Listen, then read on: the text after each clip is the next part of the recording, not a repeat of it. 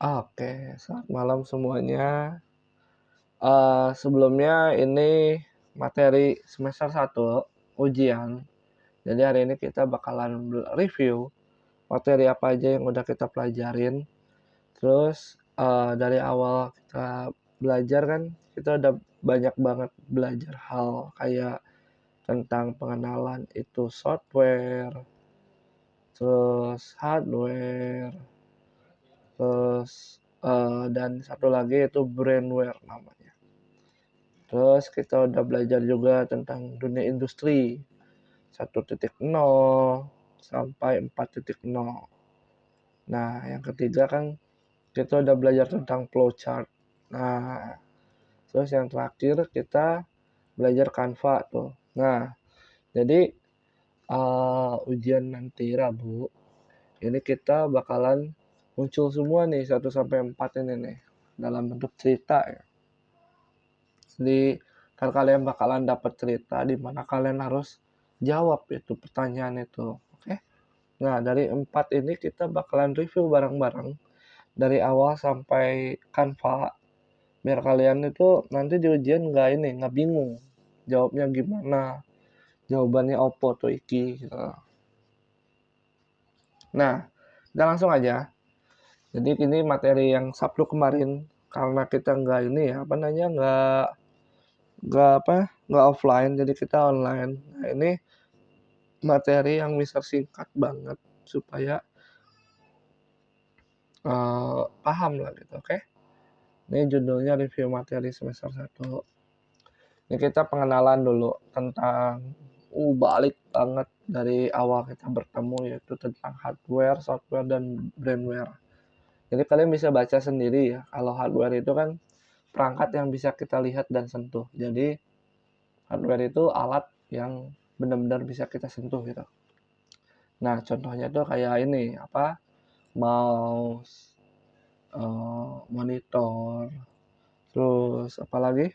Contoh contoh hardware ya, hardware, contohnya mouse, terus keyboard, terus monitor, terus apalagi? Yang terakhir CPU.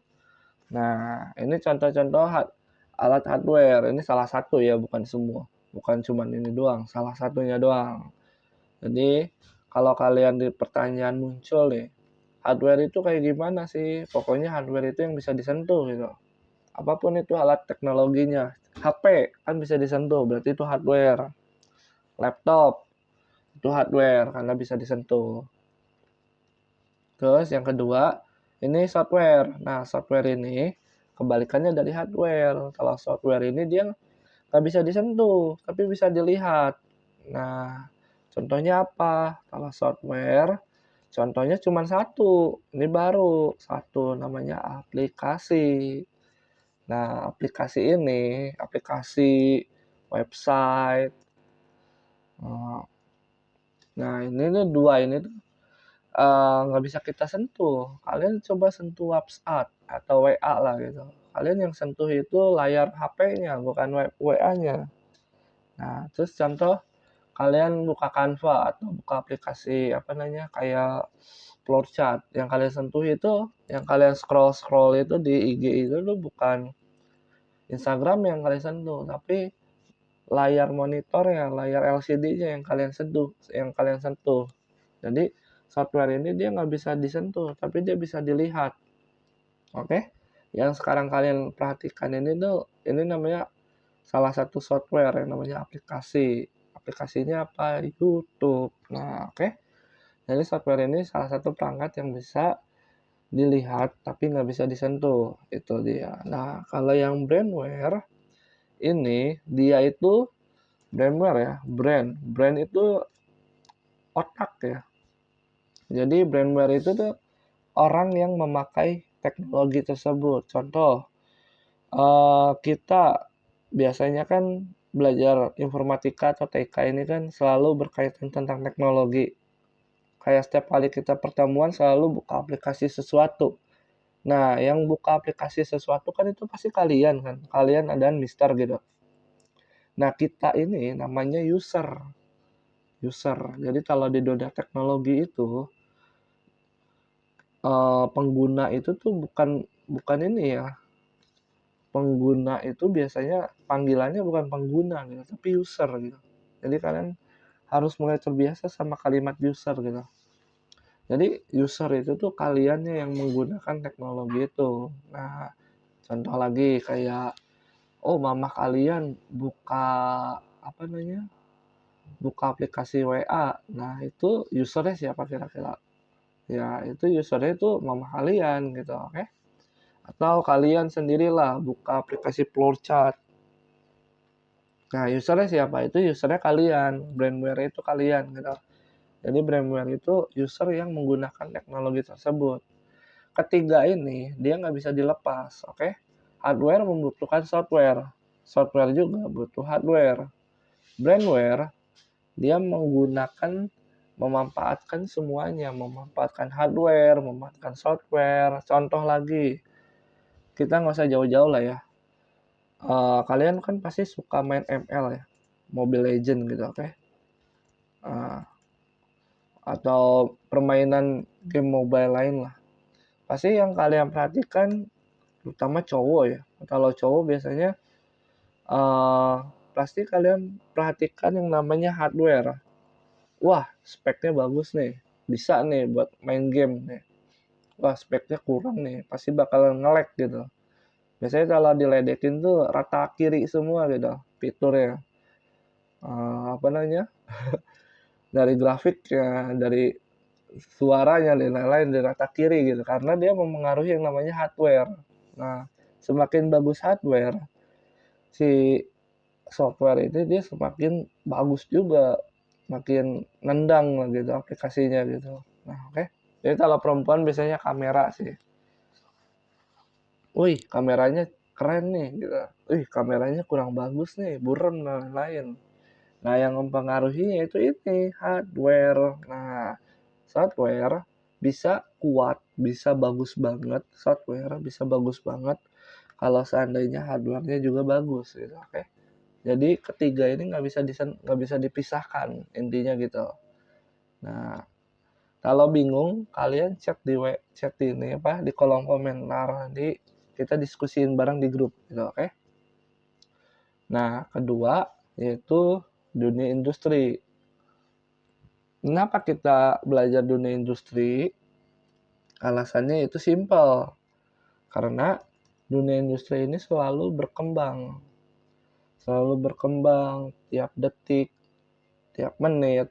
Bahkan kalian nonton video ini, sebenarnya dunia industri selalu berkembang gitu. Kalau seandainya kalian nggak mau belajar dunia industri, nanti ke depannya semua teknologi, semua bidang bakalan nyentuh dunia industri ini. Sekarang tidak jauh. Sekarang contoh simpelnya gini.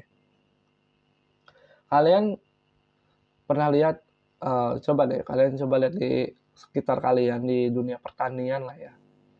Kalau zaman dulu, zaman mama papa kita masih muda lah gitu kayak.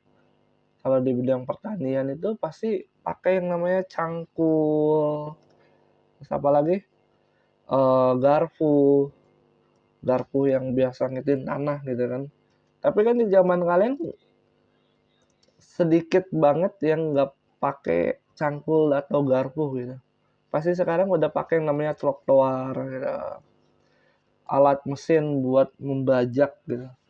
Nah ini dunia industri itu sangat berperan gitu. Jadi di semua bidang, mau itu di bidang pendidikan, bidang pertanian, bidang kesehatan, bidang ekonomi, semuanya, semua pelajaran kalian ini nyangkut ini semua nih dunia industri. Jadi dari sekarang kalian udah mulai pahamin tentang dunia industri, terutama untuk kelas 9. Karena kalian sebentar lagi udah SMA. Malu banget kalau seandainya kalian nggak paham tentang dunia industri.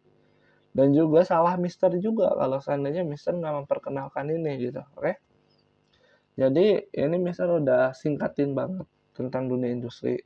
Sebenarnya ini materi yang udah lama. Kalau yang kalian datang itu ini ngantuk lah intinya gitu. Soalnya ini diulang lagi gitu. Nah, dunia industri itu sebuah bidang yang memanfaatkan teknologi yang ada di masa itu, oke? Bukan di masa sekarang, di masa itu. Karena baik lagi, dunia industri itu dunia yang selalu berkembang, nggak bisa kita samakan gitu, oke? Nah, untuk saat ini kita ada 4 kali kemajuan di dunia industri. Mungkin di zaman nanti kita 2030 ya, karena sekarang ini di apa ya, dunia industri bakalan upgrade lagi di 2030. Karena you know what, sekarang udah zaman bukan lagi AI, sekarang udah zamannya namanya robotik gitu. Nah, jadi kalian coba deh dari sekarang kenalan dulu sama robotik gitu. Nantilah di semester 2 lah kita kenalan yang namanya robotik lah. Nah, itu juga seru loh robotik karena kebijakan sekarang itu robotik itu udah diperkenalkan dari SD. Enggak, TK. Karena kan Mister ngajar TK kan. Jadi Mister tahu nih apa namanya tentang robotik itu tuh sebenarnya dari TK itu tuh udah mulai diperkenalin, cuman disesuaikan umurnya. Jadi mungkin nggak kelihatan robotik itu sebenarnya. Tapi kalau kalian itu tuh sebenarnya robotik, cuman diringkas saja ke anak-anak gitu. Ini ada 4 kemajuan yang dirasakan dunia, bukan kita ya, tapi dunia gitu. Nah, jadi ini empat-empatnya. Sekarang di dunia industri 1.0, 2.0, 3.0, dan 4.0. Bahkan sekarang di 2030 atau 2000 berapa? Di 2000 di atasnya itu sebenarnya udah mau ke 5.0 karena robotik udah mulai berperan di semua bidang gitu. Kayak apa ya? Pernah lihat ini belum sih?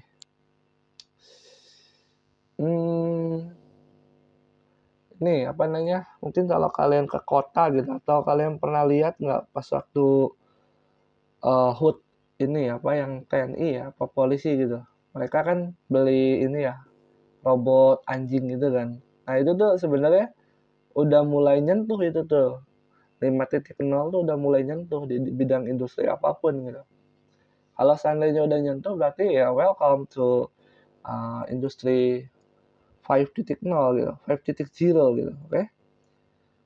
Dimana kita sebagai manusia berperan untuk ini apa namanya di dunia tersebut gitu. Sekarang gini apa namanya? Nanti kalian SMA lulus saingan kita atau kalian itu bukan lagi manusia gitu, bukan lagi human gitu, tapi teknologi gitu. Jadi kenapa Mister selalu bandel supaya kalian belajar ini? Karena one day kita bakalan butuh banget sama pelajaran ini. Dunia informatika itu sangat pakai banget. Kalian merasa tidak kepake karena lingkungan kalian masih daerah situ. Oke? Bukan bukan menjudge ya, tapi jangan jadi katak dalam tempurung gitu. Oke? Yang ngerti nggak maksudnya? Jadi katak dalam tempurung tuh berisik di dalam gitu. Kalau tempurung itu dibuka, nggak ada suara gitu. Itu namanya katak dalam tempurung. Itu salah satu ilustrasi yang benar-benar sekarang ini lagi dirasain kita di SMP ini ya. Karena apa ya?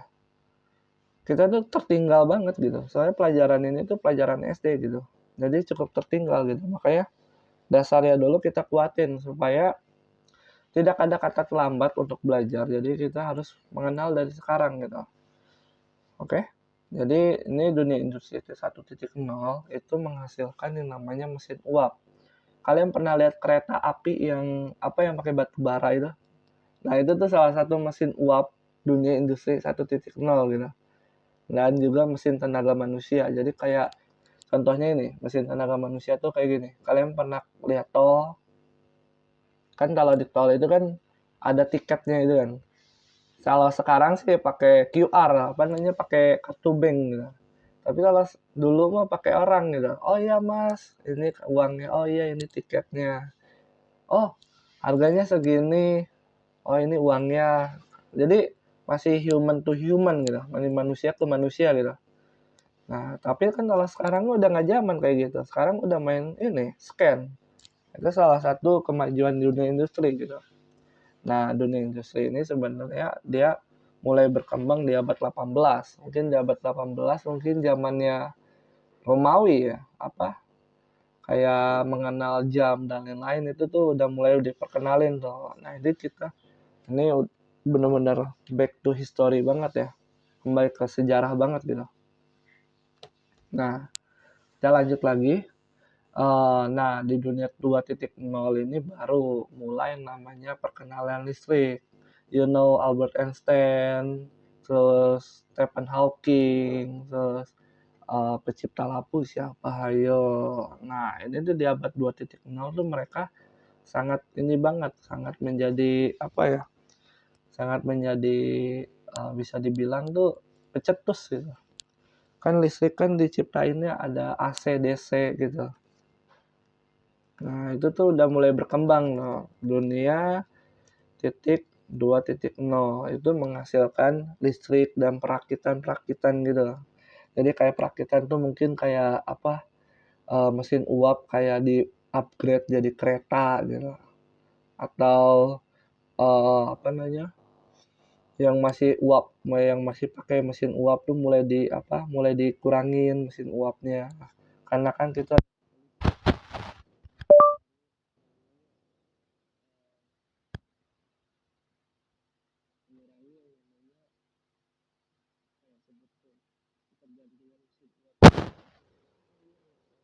polusi kan, makanya apa namanya? Untuk mencegah yang tadi polusi itu. Nah, sekarang 3.0. Nah, 3.0 barulah lahir yang namanya komputerisasi. Komputerisasi itu maksudnya yang sekarang kita pakai ini tuh 3.0 nih, mulai muncul ya komputerisasi ini abad 20 tuh maksudnya tahun 2000-an ya maksudnya ya. Kalau kelistrikan itu awal 2000-an gitu. Kalau komputerisasi itu akhir abad 2000-an, masih berarti 2000-an gitu. Bisa lahir 2002, berarti 2 tahun ke depannya baru bisa lahir gitu. Nah, jadi komputerisasi itu mulai lahirnya komputer-komputer gitu. Nanti kalian bisa lihatlah sendiri komputer terbesar. Ada saat nanti lah ditampilin komputernya kayak gimana. Jadi komputernya ada yang seukuran rumah kita gitu. Kayak kamar mister lah gitu. Ini kan cukup kecil kamar mister ya. Jadi ukurannya mungkin segitu gitu. Jadi komputerisasi itu sebenarnya lahirnya di industri 3.0. Ini biasanya dipakai di bidang ini. Dulu tuh komputerisasi itu sejarahnya itu dipakai di bidang pertahanan. Cuman karena ini terlalu bermanfaat, jadi mulailah dipindahkan ke semua industri, perkantoran, dan lain-lain. Makanya dunia komputerisasi ini mulai berkembang gitu di abad 2000-an atau 2001, 2002 ke seluruhnya gitu. Nah, sekarang dunia industri 4.0. Nah, di abad 21, kalian pernah dengar belum abad 21, abad 22 gitu. Nah, abad 2021 ini, abad 21 ini dia itu uh, mulai muncul yang namanya kecerdasan buatan atau Internet of Things. Kecerdasan buatan dulu itu uh, masih human to human, masih sama kayak gua mau ngasih jawaban nih ke lu tapi lewat PA gitu. Itu salah satu kecerdasan buatan juga kan, tapi masih human to human gitu. Tapi kalau sekarang Internet of Things itu IoT lah ya sebut singkatannya ya. IoT ini sekarang udah benar-benar berkembang banget dan lahir sebuah yang namanya AI. Nah, jadi sekarang ini bukan lagi human to human, tapi AI to human. Nah, oke. Jadi Internet of Things ini juga berkembang lagi gitu. Dari human to human, sekarang AI to human. AI dia mempelajari karakter manusia. Dia ngumpulin semua karakter manusia di dunia ini, dijadikan sebuah yang namanya informasi. Informasi. informasi inilah yang menjadi bahan AI kasih tahu ke manusia. Jadi AI itu human gitu. Oke? Nah, jadi dunia industri ini ingat-ingat aja, oh 1, 2, 3, 4 gitu. Kalau satu ini, oh mesin uap gitu. 2 listrik, 3 komputer gitu. 4 AI. Itu aja udah patokannya gitu, oke? Nah, sekarang kita next itu flowchart. Nah, ini nih yang bakalan muncul. Jadi semuanya juga muncul ya. Jadi flowchart ini tuh materi yang udah besar ulang lagi nih yang minggu kemarin. Flowchart ini kalian bisa lihat aja yang di boldnya ya. Jadi flowchart itu fungsinya yaitu untuk menggambarkan. Jadi kayak kalian nih punya suatu problem, you have something problem, and you want how I can do this. Jadi gimana caranya supaya aku bisa menyelesaikan ini gitu. Step by stepnya itu seperti apa gitu. Nah, step by step ini kalau di dunia komputer yaitu namanya flowchart. Kalian menggambarkan sebuah alur dari awal sampai akhir gitu, oke? Cuman kalau kalian paham tentang flowchart di dunia SMP, kalian mungkin bisa dibilang tuh kalian tuh mahal gitu. Mahal kalian karena flowchart ini sedikit orang bakalan tahu gitu. Artinya kalau kalian paham tentang flowchart berarti kalian mahal gitu. Karena sedikit orang tahu gitu tentang flowchart ini kayak gimana gitu. Jadi kalau orang nanya nih, flowchart ini buat apa sih? Bilang aja buat menggambarin alur gitu. Alur apa maksudnya? Contoh, kamu punya masalah. Nah, pasti di dalam pikiran kalian, oh untuk menyelesaikan masalah ini, oh aku harus begini, lalu begini, oh habis itu aku langsung ke sana aja gitu, biar selesai. Itu namanya alur gitu. Cuman flowchart ini dia alurnya nggak pakai numerik, nggak pakai 1, 2, 3 gitu. Kayak mungkin kalau bahasa Indonesia namanya apa ya?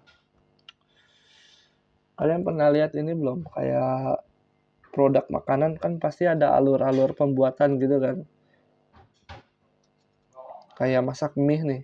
Pertama seduh mie-nya. Oh enggak, seduh airnya supaya hangat. Kalau sudah, masukkan mie itunya apa? Mie-nya masukin. Terus ketiga, sajikan bumbu-bumbunya. Terus keempat, tuangkan mie-nya ke dalam mangkuk. Itu namanya alur. Flowchart ini selalu kepake di semua bidang. Yang paling terlihat banget itu di bidang makanan gitu kan. Di bidang apa namanya? Kuliner. Pasti ada step by stepnya gitu. Nah, silakan kalian hafalin 4 simbol ini karena muncul. Kan ini apa? Lingkaran atau oval. Dia fungsinya untuk ini. Mana tadi notepad? Contoh proses. Proses kan dia bentuknya persegi kan.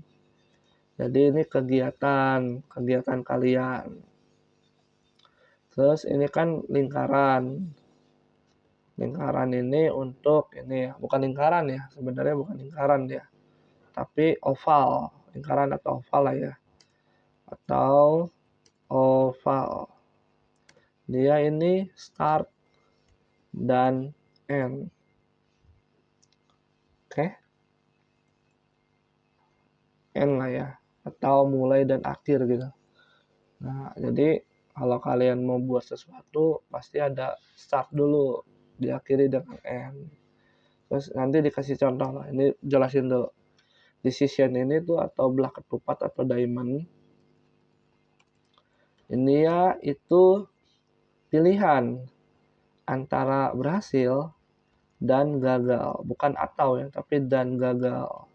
Karena kan ada dua kemungkinan kalau kalian membuat sesuatu. Entah berhasil, kalau berhasil dia mau kemana, kalau gagal dia kemana. Contoh, baik lagi kita masak mie lah. Kalau kalian terlalu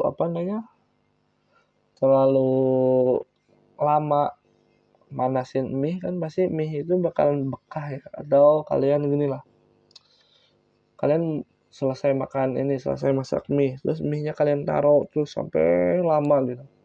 pasti mie itu jadi bekah, nggak maksud apa ngembang gitu. Dan rasanya juga jadi nggak enak gitu. Tapi kalau kalian nggak ditungguin langsung disantap, itu berhasil gitu. Jadi berhasil dan gagal ini dia punya dua jawaban yang berbeda.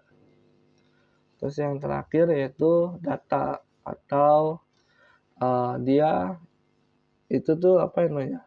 Jajar genjang ya. Dia itu input output. Input output. Ini kegiatan juga. Kalau proses itu kegiatan di dalam. Kalau input output itu kegiatan dari luar atau dari dalam. Contoh, sebelum kalian melakukan sesuatu, kasih kalian menyiapkan dulu dong. Contoh, siapkan panci, siapkan mangkuk. Nah, itu kan pasti sebelumnya nggak ada kan. Nah, kalian siapin dulu gitu.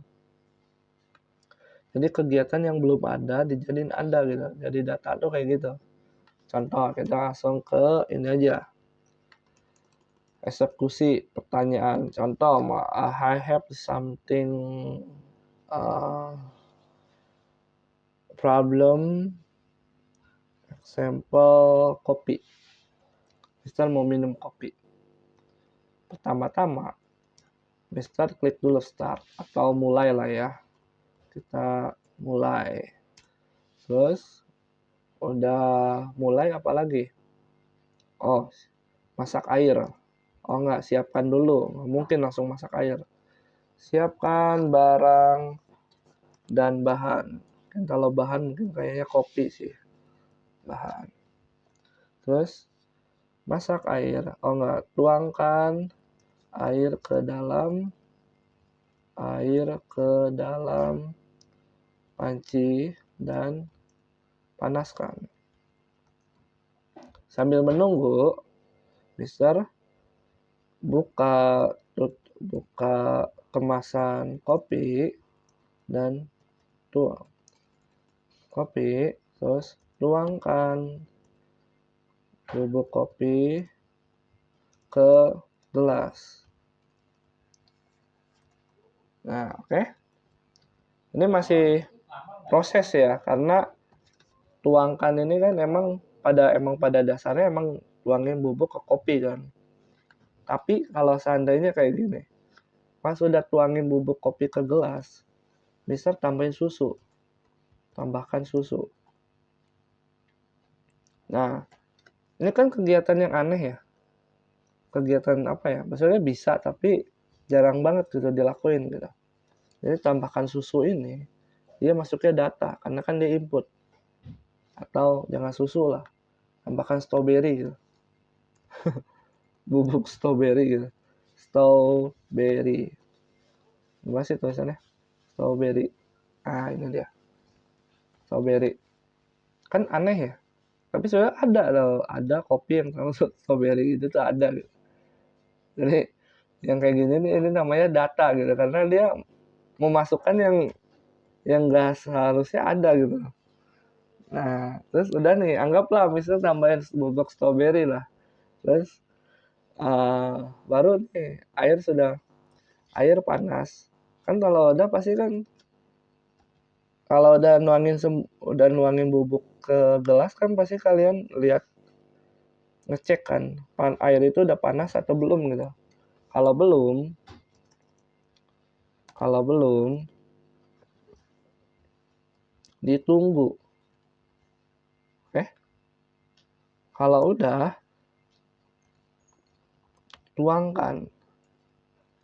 Kalau sudah tuangkan ke dalam gelas. Nah, oke. Nah, kalau udah kopi strawberry siap disantap. Nah, dan yang terakhir, ayo ya selesai. Nah, jadi coba kita mulai ya. Mulai ini kan ini apa namanya? Apa ya input output kan.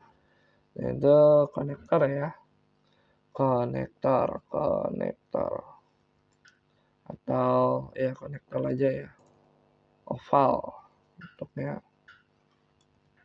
Siapkan barang dan bahan. Siapkan barang dan bahan berarti dia data. Karena kan menyiapkan, oke. Tuangkan air ke dalam panci dan panaskan. Nah, ini kan masuknya ke proses.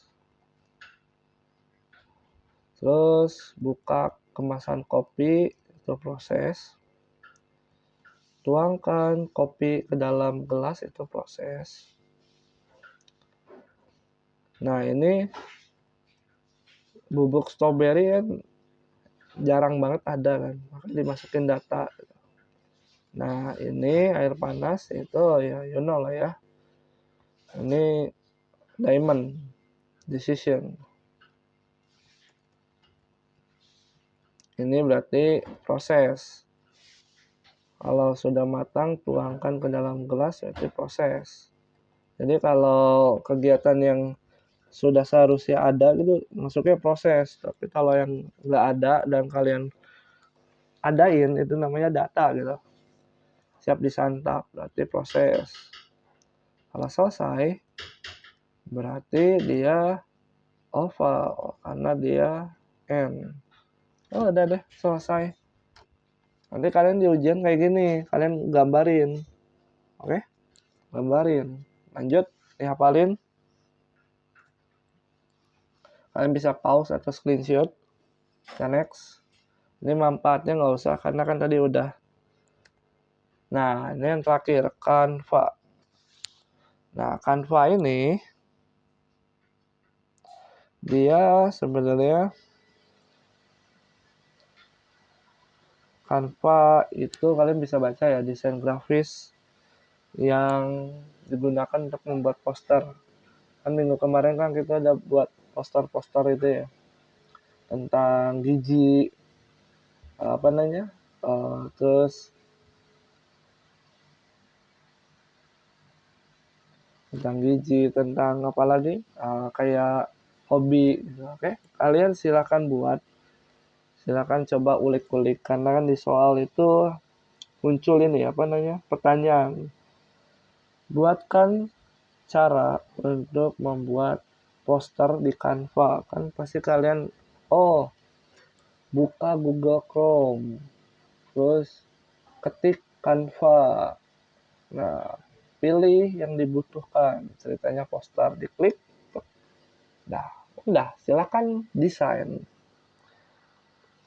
Oke, jadi segini. Aduh. Jadi ini materi yang bisa sampaikan di ujian. Semangat, tetap berdoa. Ini yang kalian lihat ini bisa kalian jadiin patokan belajar.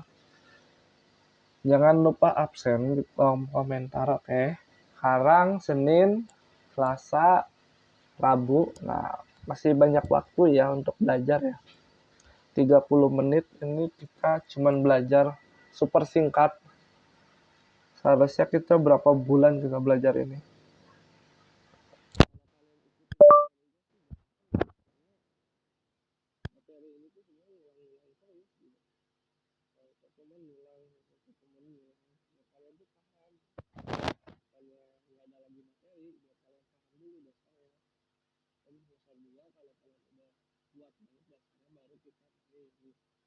Lebih seru. Oke, sekian dari kita. Terima kasih. Bye. Selamat ujian.